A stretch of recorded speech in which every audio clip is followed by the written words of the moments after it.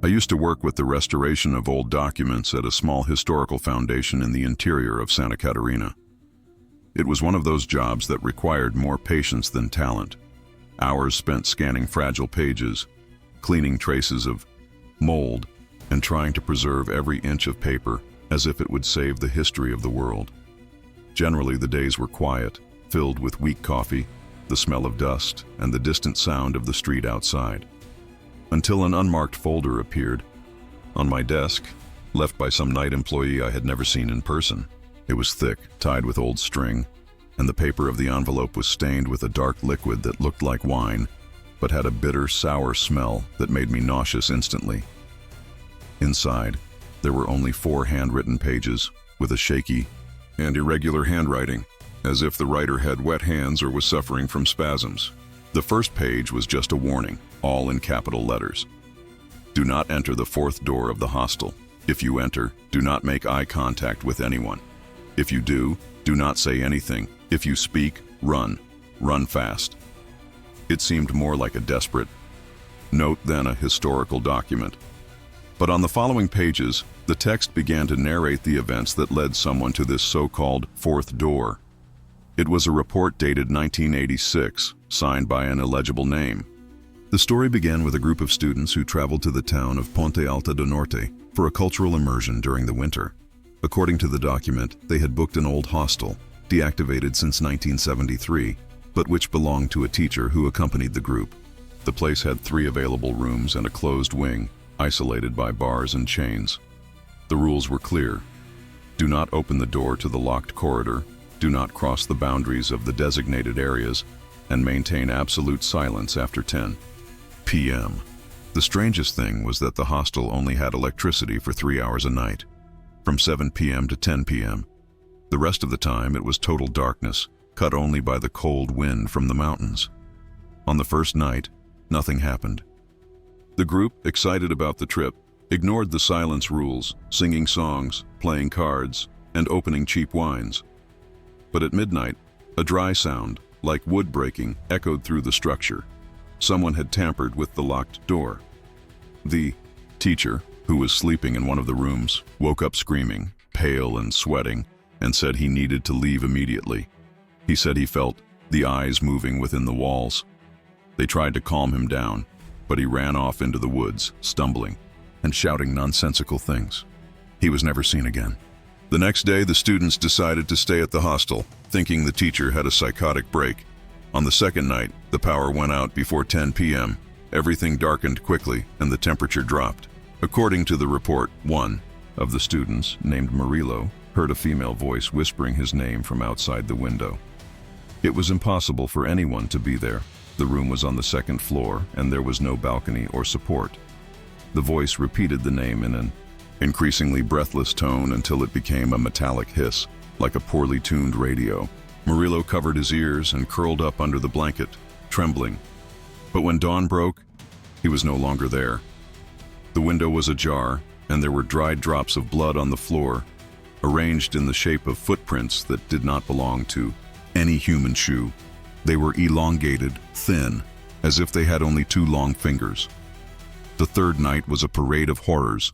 Another student, Carol, was found thrashing in the bathroom, her eyes bulging and her skin covered in bruises. She said she had seen a tall man with very long arms sticking his head under the locked corridor door and smiling with a dislocated jaw.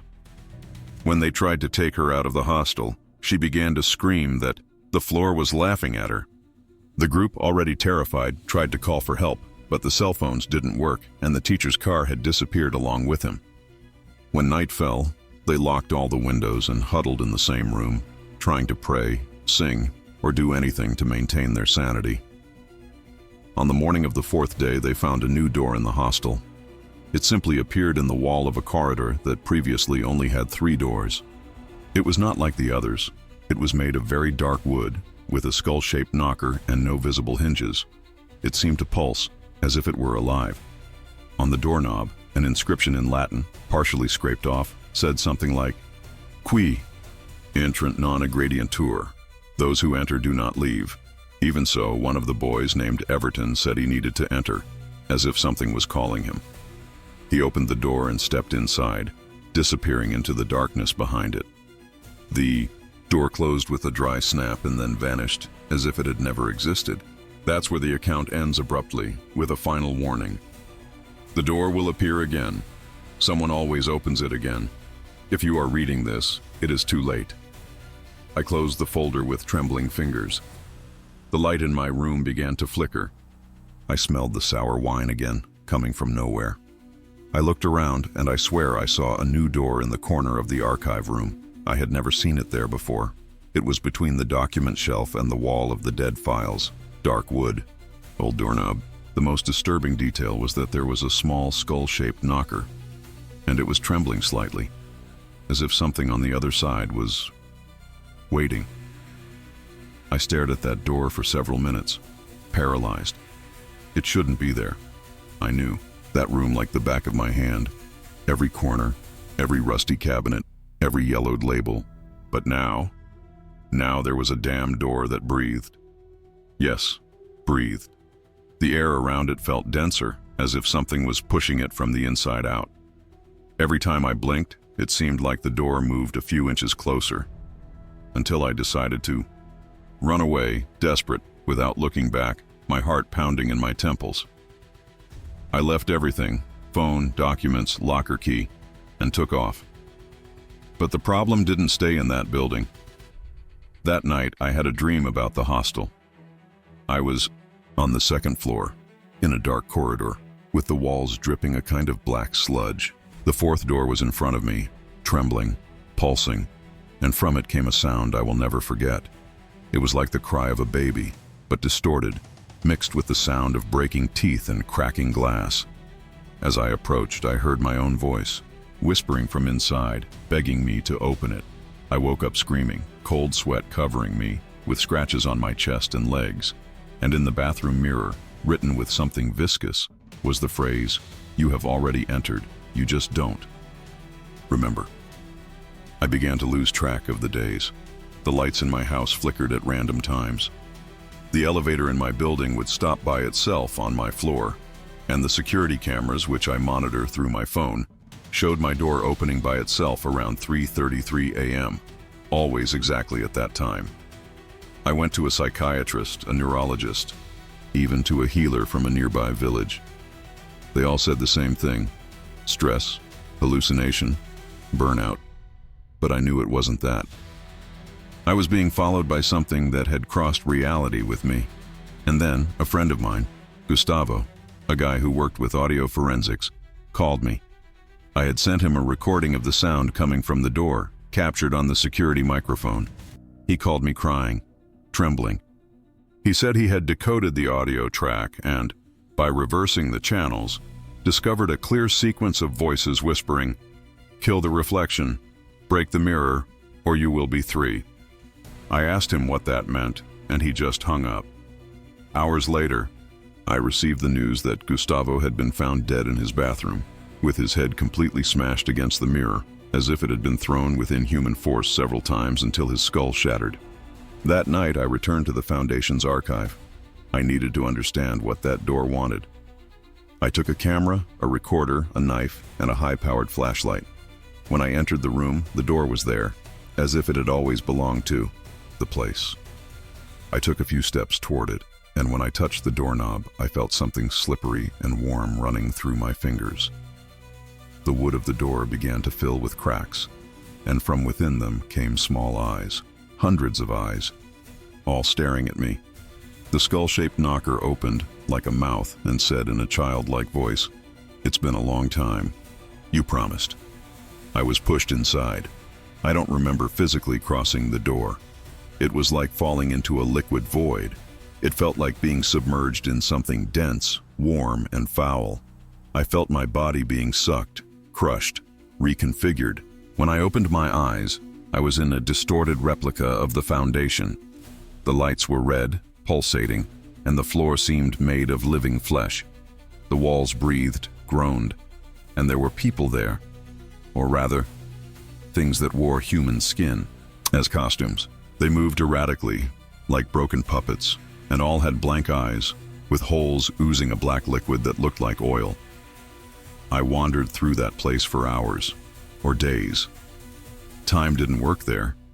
Every time I looked at a clock, the hands spun like uncontrolled fans.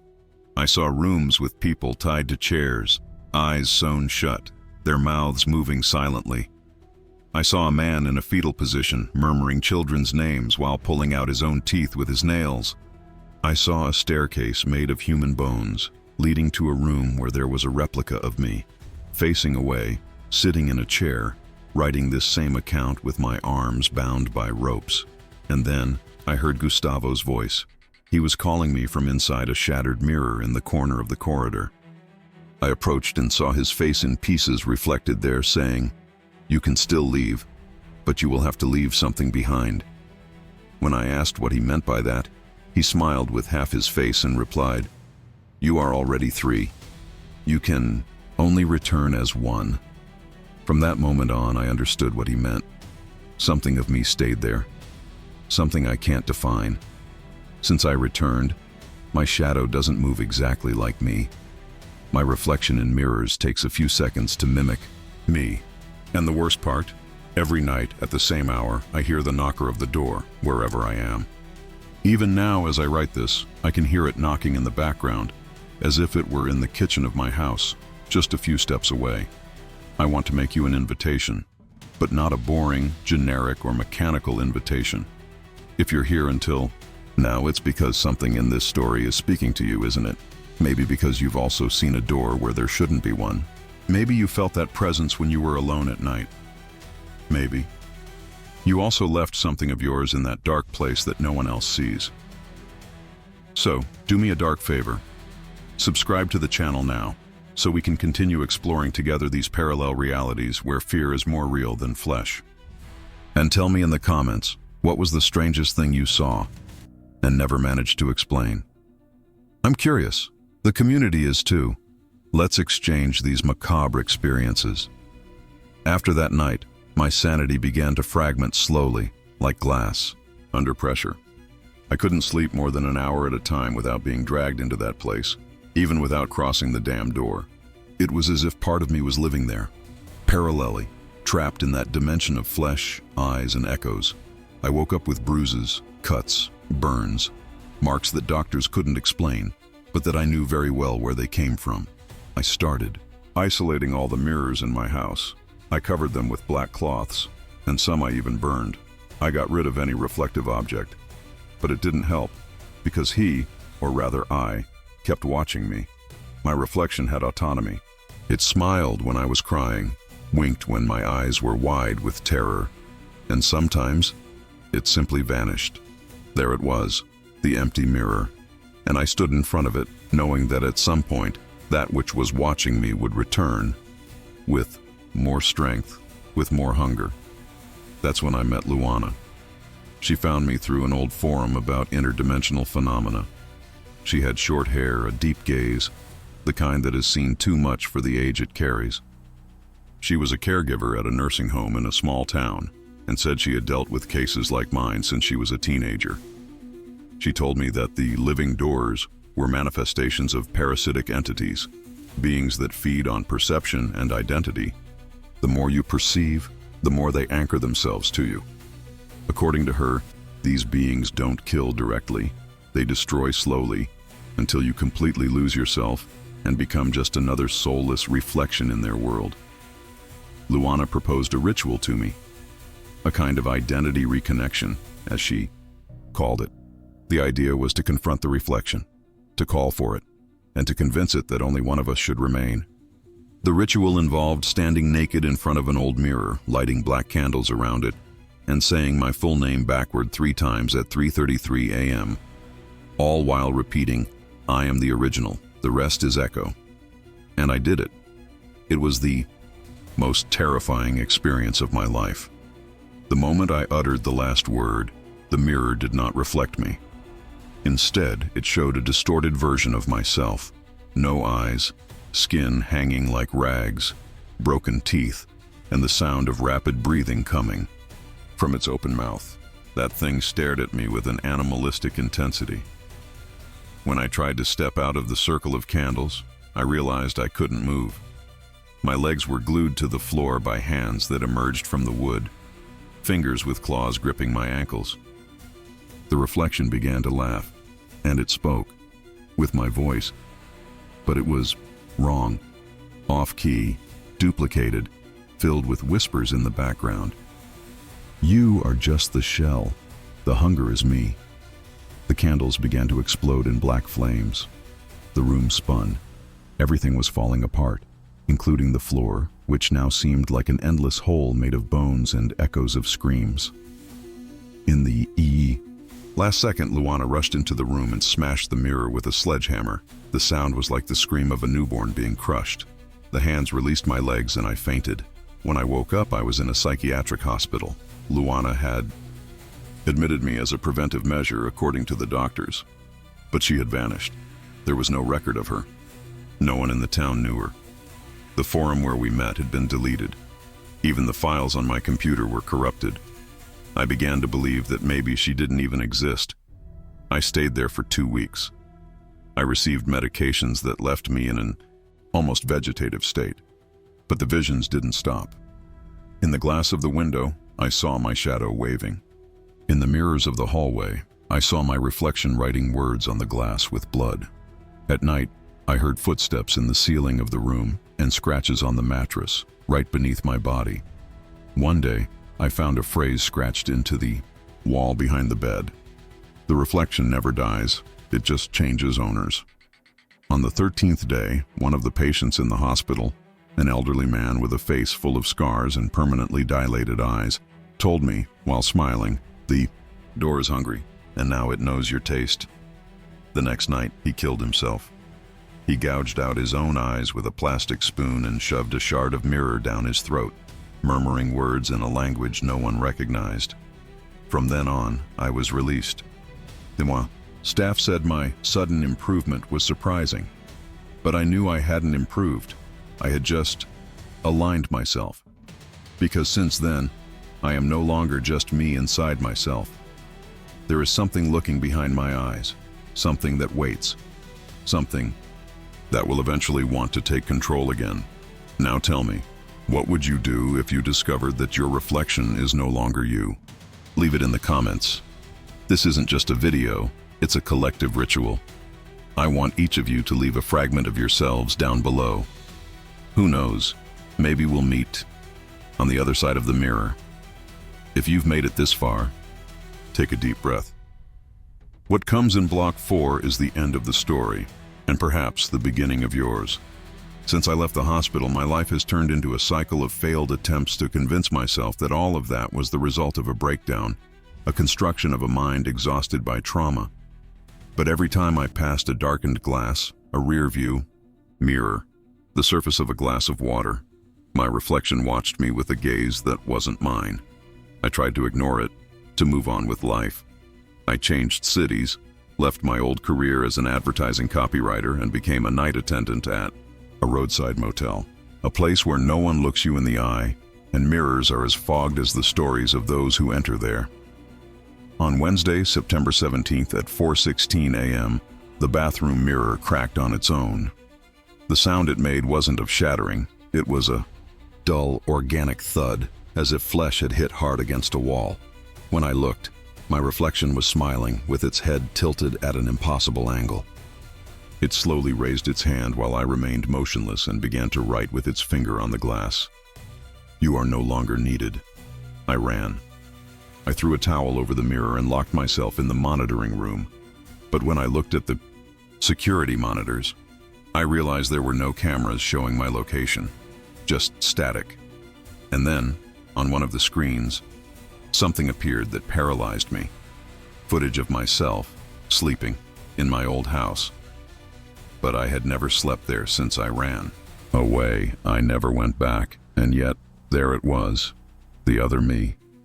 Breathing heavily, motionless, as if in a trance, next to the bed standing, a shadow with white eyes and the same smile as the reflection. It slowly turned to the camera and, before the image faded, murmured, "Now it's him who dreams." I turned everything off and fled through the back door. I wandered through the night, barefoot, disoriented until I was picked up by a truck driver who dropped me off at a gas station 30 kilometers away. I could no longer return home, to work, to my old life. I spent days wandering until I found a group in a small town in Paraná. They called themselves Blind Vertex, and they were obsessed with overlapping realities. One of them, a man with a calm voice and sunken eyes named Elias, told me that these entities, the conscious reflections, are part of a cycle where human perception generates food, and when that food is no longer sufficient, they consume. According to him, there are ancient accounts of mirrors that do not return images but rather projections of what people refuse to see. And when you see, it sees you too. The reflection is the rehearsal of your absence, he said. And he added, from the moment you find yourself in there, what is out here is just a substitute. That's when I understood. Maybe I was already dead, and it was just the reflection surviving on this side. Maybe the ritual with Luana didn't expel the entity, but swapped me for it. I became obsessed with understanding, so I agreed to participate in one last attempt. Elias proposed an immersion experience, an old mirror, wrapped in words written with animal blood, in an abandoned barn where one could only enter at dusk.